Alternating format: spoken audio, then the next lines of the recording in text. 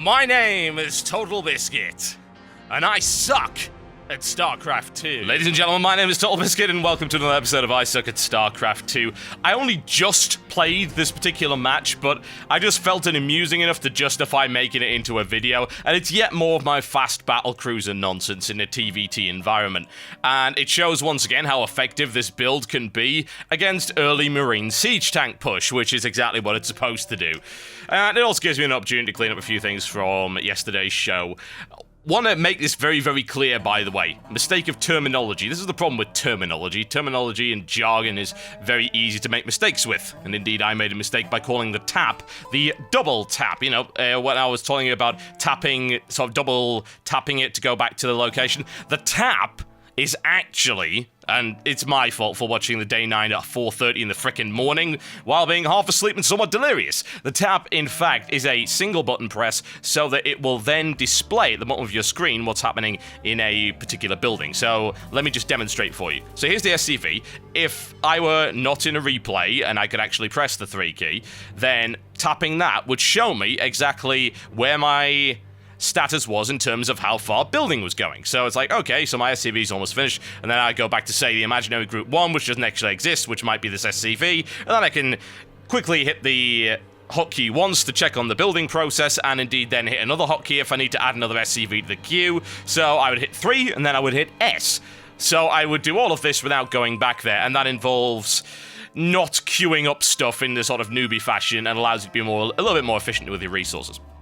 So yeah, there's a bit of clarification, and the double tap is what you want to do if you want to actually get back to your base quickly. As there is, of course, the spacebar function, which is quite helpful. That'll usually take you to your home base or the previous conflict. Something you want to bear in mind hotkeys-wise.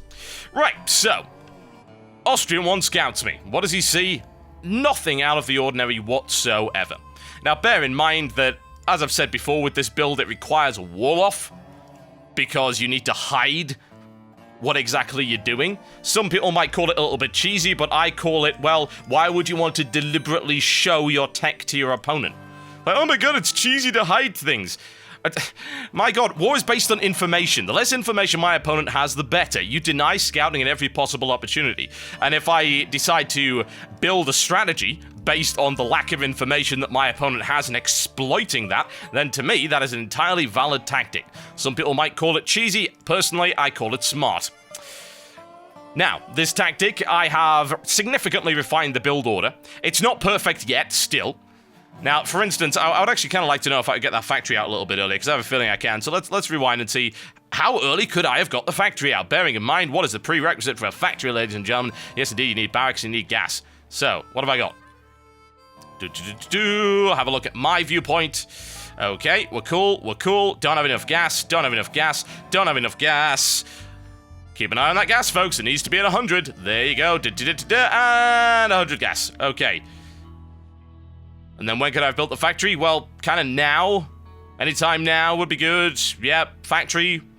Totalbiscuit. Factory. Build the factory. There you go, Totalbiscuit. A full about 30-40 seconds later than it should have been.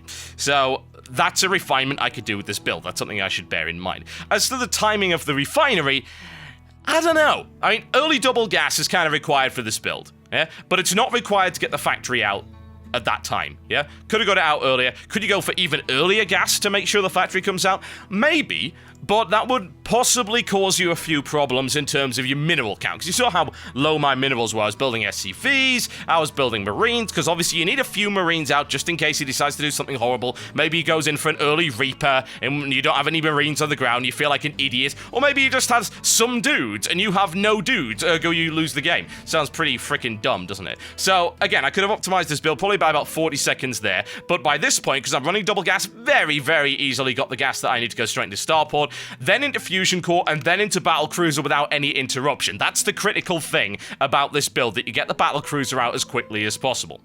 Because if we go and have a look at what Austrian One's doing right here, he's got his factory out, he's just finished his tech lab on the 5.25 minute mark or so, he's pumping out that first siege tank, he doesn't quite have the gas for siege tech yet, but he will, and he's got the 2 barracks. So like I say, 2 barracks, 1 with the reactor, plus a factory. Pretty damn standard, honestly. No one's really surprised by this. And, of course, problematic and annoying. If it camps out outside your base, it's really irritating to deal with, which is why I came up with this build to deal with it. Now, about 5 seconds behind on the fusion core.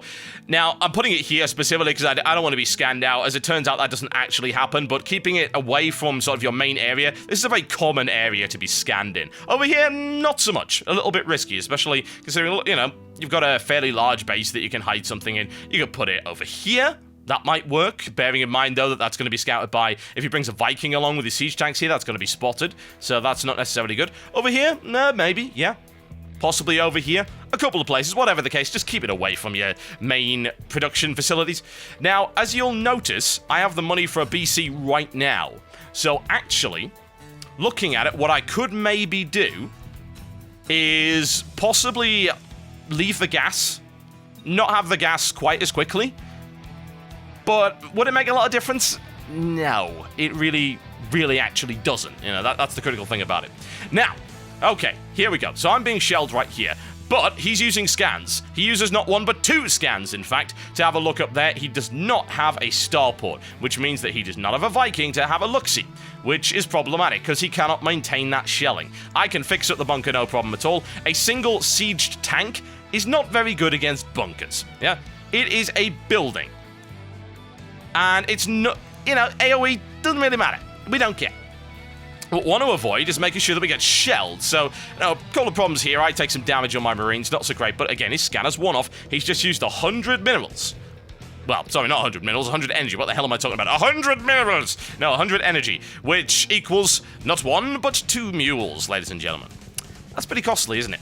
You have a look at his economy. He's lagging behind me. My probe saturation, what the hell? My SCV saturation! This is the day of mistakes, folks. Yes, it is much better than his. And I actually got lots of money here. First battlecruiser out, second battlecruiser up, and still 200 resources left. What I could do is, I could have grabbed the weapons refit faster, and I actually should have. And it seems he's surprised by this sudden development. There you go. So, if we have a think about that build for a second, we could have probably got that battlecruiser into the fight at the 8-minute mark. It probably saved some of those Marines in the process. But once that battlecruiser's out, it's just like, lol, everything's dead. You know, there's no way Marines can stand up to that. Especially since he doesn't have stim, I don't believe. Does he have it? Nope, doesn't have stim. Even with stim, he'd have probably died anyway, but there you go. They melt so very, very fast under the tender embrace of a battlecruiser laser battery. Second one is on its way. I'm a little bit late on the weapons refit. I could have already had this out, again, because I had all this gas and stuff like this. So, there's a lot of other things I could be doing here. And if I wanted to optimize this. Now, I'm going to go in and I'm going to do damage, because I'm feeling pretty confident about it. So, we'll see how that happens out. And indeed, if you are actually in a defensive situation like this, you really have to go in it immediately after that. Because once he sees the battlecruiser, his priority is to do something about it. It will consist of one of 2 things. Either missile turrets or Vikings. Yeah? Now, missile turrets are not so problematic because you can avoid them. Vikings a little bit more so. Depends how many he's got, really. I mean, if he's only got a couple out, then you can just Yamato cannon them down, so you're not really worried about that. There you go. He's going for an expansion right now. I'm just going to kill it. Siege is up right there. All my Marines are going to get torn apart, but I still have battlecruisers. I've got SCVs back here. Again, my micromanagement, I screw this up completely because what I should be doing here is these all back here. Why are they there? Why are they there? Totalbiscuit, why did you just throw them all away like that? No point. Yeah, there's no way these Marines will be able to kill a battlecruiser in time. It's not going to happen. There you go. You see they're going to melt. My battlecruiser's on about 50% HP. It doesn't give a damn. There you go. All dead. And now the siege tanks are going to die as well. Okay, very, very cool. But, as a direct result of me not focusing on this, look at this. No such... Well, I'm actually holding these deliberately. I use mules in this build to repair, yeah? Because I could drop them in immediately, yeah? There you go. Unfortunately, they don't have repair on as default. That would be wonderful. But there you go. Fixing them up right there. Oh no, my mule's getting short. Let's back it off a little bit. There you go. Pew, pew, pew. I say pew, pew, pew.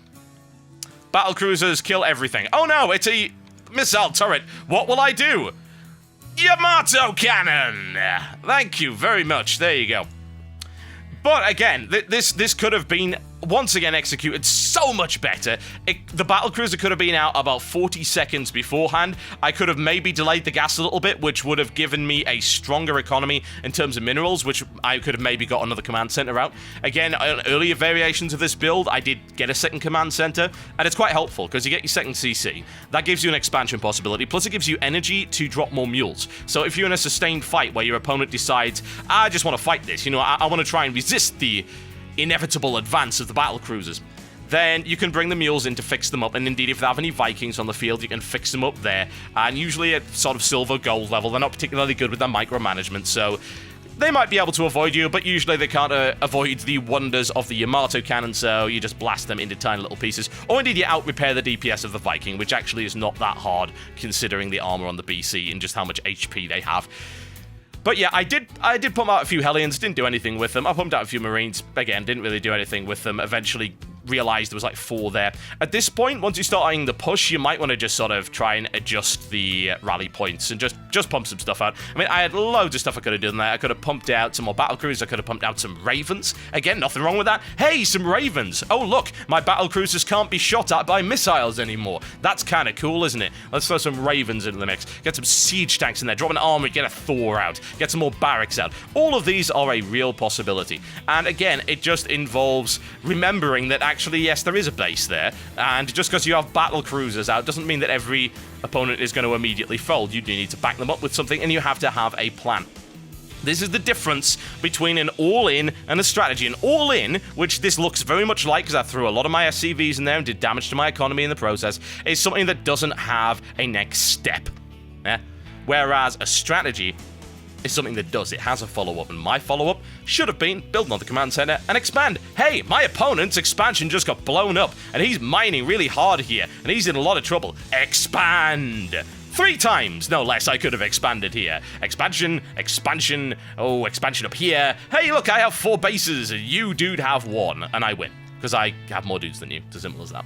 Whatever the case, still viable, folks. Battle cruisers, still freaking viable, still refining that build. I'm gonna keep at it because I love it. It's such a great TVT build, it's really fun. I've lost a grand, right, I've done about 20 games with this build and in TVT, and I've lost 2. So, yeah, it's pretty cool. And now I'm gonna have to start smurfing because people know I do this all the time in TVT, so they start building mass Vikings, which makes me very upset. It makes me cry. My name is Totalbiscuit, and I still suck at Starcraft 2. I'll see you next time.